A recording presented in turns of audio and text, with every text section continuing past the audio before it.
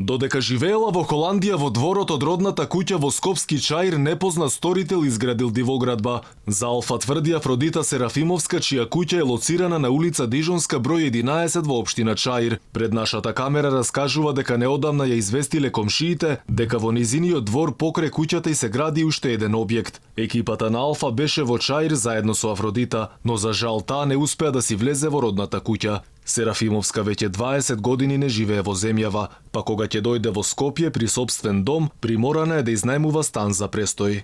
Не можам да влезам во мојата куќа затоа што ми прети опасност, затоа што јас не знам тамо кој живее и кои се тие луѓе, така да јас би сакала што побрзо веќе да влезам во мојот дом и во мојот двор. Не ми е ситуацијата да јас влезам тамо и не знам што ќе ми се случи. Кога се обративте до надлежните институции, до градоначалникот, дадоа на почеток ветување дека тоа ќе се сруши, дека тоа ќе биде решено, меѓутоа еве до ден денеска проблемот тапка вместо. Што велат за оправдување? Велат дека ќе го срушат објектот. Многу пати даде градоначалникот обеќавање дека ќе го сруши, ама се уште не го руши. Иако поседува имотен лист за куќата, пред неколку години побарала и барање за легализација на дворното место, но и покрај тоа во незиниот двор се иззидала уште една куќа. Според Афродита останува нејасно и врз основа на какви документи се вршат градежните активности и тоа на парцела која е во државна собственост. Јас се наоѓам во една голгота, така да ова мора да се стави крај на ова.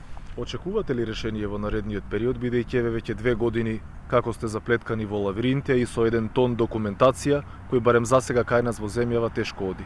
Многу тешко оди во Македонија со решение и јас го очекувам тоа решение што најбрзо.